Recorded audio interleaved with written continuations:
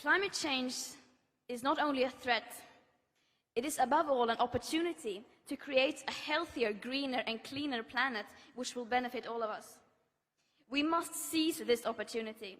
We can achieve a win-win in both ecological conservation and high-quality development. Fighting climate change calls for innovation, cooperation and willpower to make the changes that the world needs. We need to walk the talk. If we do this together, we can do this. When I say climate change, what do you think of?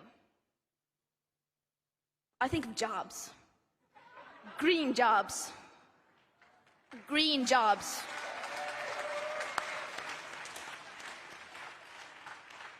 We must find a smooth transition towards a low-carbon economy. There is no planet B. There is no planet blah, blah, blah, blah, blah, blah, blah. This is not about some expensive, politically correct green act of bunny hugging or blah, blah, blah. Build back better, blah, blah, blah. Green economy, blah, blah, blah. Net zero by 2050, blah, blah, blah.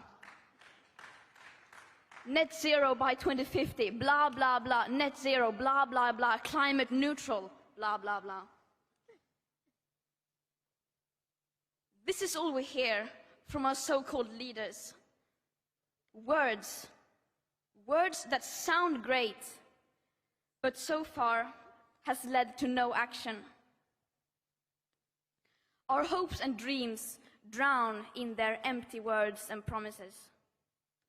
Of course, we need constructive dialogue, but they've now had 30 years of blah, blah, blah, and where has that led us?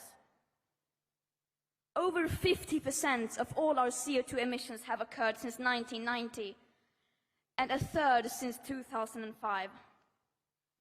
All this while the media is reporting on what the leaders say that they are going to do instead of what they are actually doing.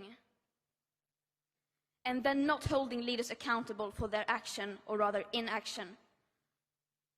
And don't get me wrong, we can still do this. Change is not only possible, but urgently necessary, but not if we go on like today. They say they want solutions, but you cannot solve a crisis that you do not fully understand. You cannot balance a budget if you do not count all the numbers. And as long as we ignore equity and historic emissions, and as long as we don't include consumption of imported goods, burning of biomass, etc., etc., and as long as clever accounting is one of the most efficient ways of reducing emissions, we won't get anywhere.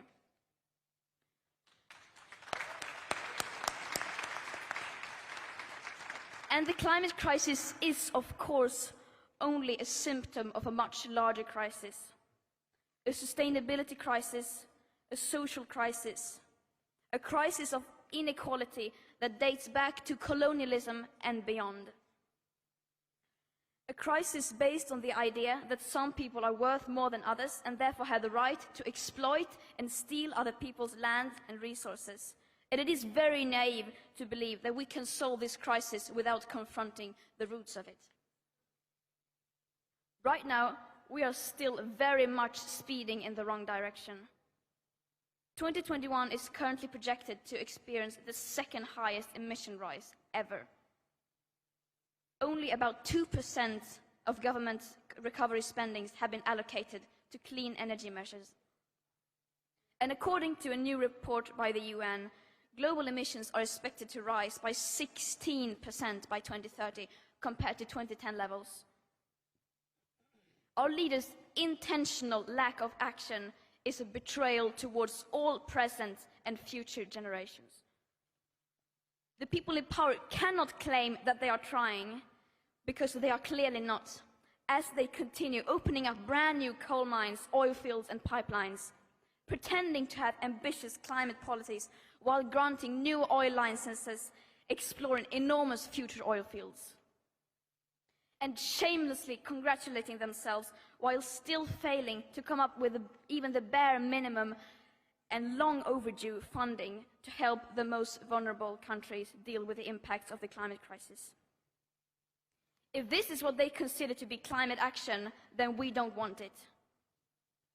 They invite cherry-picked young people to meetings like this to pretend that they are listening to us. But they are not. They are clearly not listening to us. And they never have. Just look at the numbers.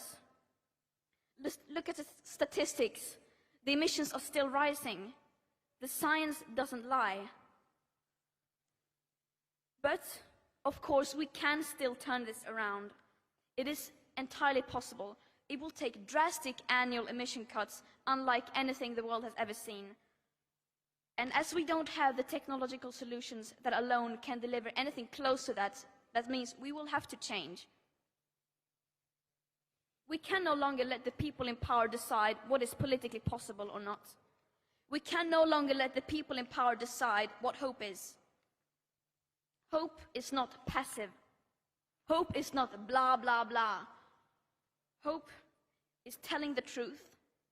Hope is taking action. And hope always comes from the people.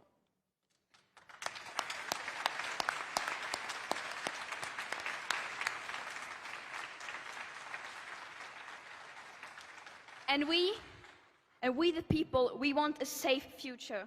We want real climate action and we want climate justice.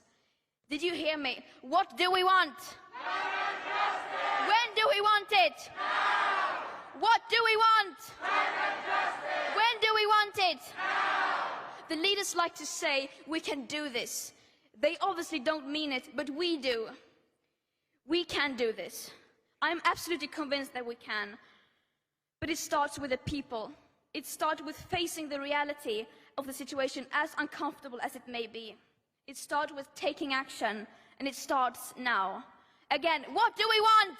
Climate justice! When do we want it? Now! What do we want? Climate justice! When do we want it? Now! What do we want? Climate justice! When do we want it? Now! What do we want? Climate justice! When do we want it? Now!